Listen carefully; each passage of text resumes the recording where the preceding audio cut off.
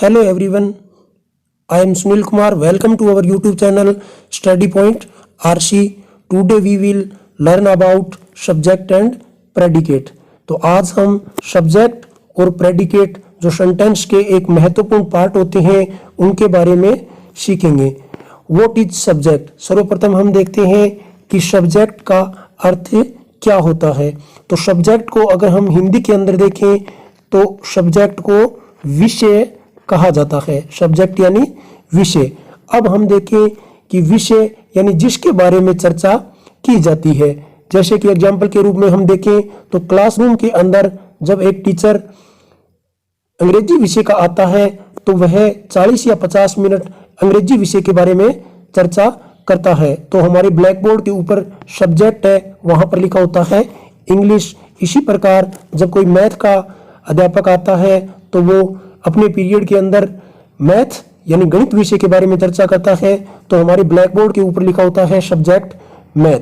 तो आप समझ चुके होंगे कि जिसके बारे में चर्चा वाक्य में की जाती है वो क्या होता है, सब्जेक्ट होता है. और इसी प्रकार अगर प्रेडिकेट की बात करें तो सब्जेक्ट के बारे में वाक्य में जो कुछ कहा जाता है वो क्या होता है, प्रेडिकेट होता है. इसका मतलब सब्जेक्ट और प्रेडिकेट सेंटेंस के दो महत्वपूर्ण पार्ट होते हैं.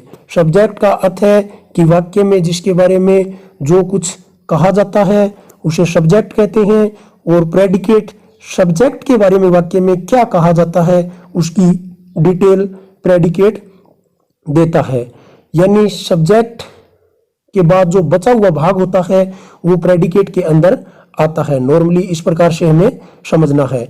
अब हम देखते हैं कि सब्जेक्ट का स्थान पार्ट ऑफ स्पीच के अंदर दो पार्ट ऑफ स्पीच ले सकते हैं, या तो नाउन ले सकता है या फिर प्रोनाउन ले सकता है. यानी वाक्य में जिसके बारे में कुछ कहा जाएगा वो या तो कोई नाम होगा, और अगर नाम होगा तो वो क्या होगा, नाउन होगा, और नाउन का स्थान प्रोनाउन ले सकता है. नाउन का स्थान और कौन ले सकता है, प्रोनाउन ले सकता है. यानी कि अगर नाम हो तो नाम लिख देंगे और नाम की जगह प्रोनाउन का यूज भी कर सकते हैं. एग्जाम्पल के रूप में हम जैसे कि देखें नीचे पहला जो एग्जाम्पल है, Anil is reading a book. तो यहाँ पर अनिल क्या है, सब्जेक्ट है.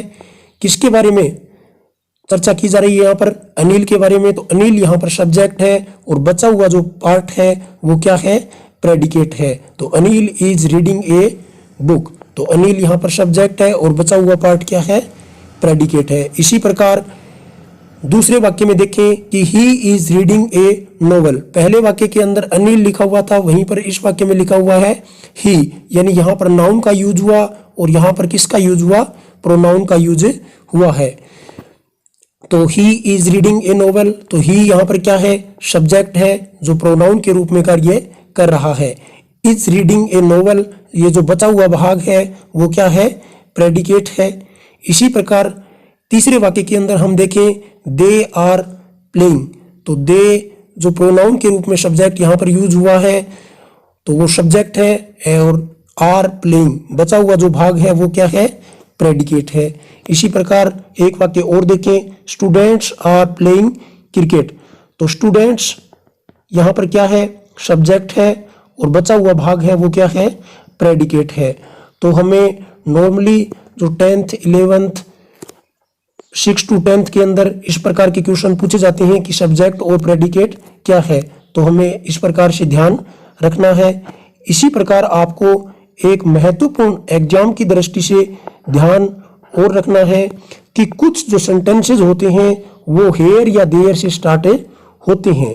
ऐसे सेंटेंसेज में जो रियल सब्जेक्ट होता है वह वो नाउन होता है जो वर्ब के बाद में आता है. यानी आपको समझना है कि कुछ सेंटेंसेज ऐसे होते हैं जो हेयर या देयर से स्टार्ट होते हैं, तो वहां पर हेयर या देयर है वो सब्जेक्ट नहीं होते हैं, बल्कि रियल सब्जेक्ट वो होते हैं जो वर्ब के बाद में जो नाउन आता है वो होता है. इस प्रकार के सेंटेंसेस जैसे कि हम एग्जाम्पल के रूप में देखें कि there are 40 students in the class. तो वाक्य की शुरुआत किससे हो रही है, देर से हो रही है. तो अपने को ये ध्यान रखना है कि रट्टा नहीं लगाना है कि देर यहाँ पर सब्जेक्ट करते क्योंकि शुरुआत में आया है. तो यहां पर हमें ध्यान रखना है कि देयर के बाद में जो वर्ब आई है और वर्ब के बाद में जो नाउन है वो क्या है, रियल सब्जेक्ट है। तो 40 स्टूडेंट्स इसके अंदर क्या होगा, सब्जेक्ट होगा। इसी प्रकार दूसरा वाक्य है देयर गोज द बॉल। तो यहां पर देर से वाक्य की शुरुआत हो रही है और इसके बाद में गोज यहां पर क्या है, वर्ब है, और वर्ब के बाद वाला जो सेंटेंस है उसमें क्या है, द बॉल, ये क्या है, सब्जेक्ट है। इसी प्रकार तीसरा वाक्य यहां पर दिया गया है, हेयर कम्स मिस्टर बच्चन, लो अमिताभ बच्चन आ गए। तो यहां पर हेयर या देयर का अर्थ होता है लो।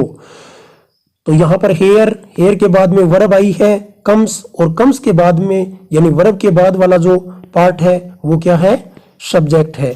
इस प्रकार के वाक्य एरर के अंदर पूछ लिए जाते हैं। आपको यह भी ध्यान रखना है कि जो रियल सब्जेक्ट होता है वो हेयर या देयर के बाद जो वर्ब आती है उसके बाद वाला होता है।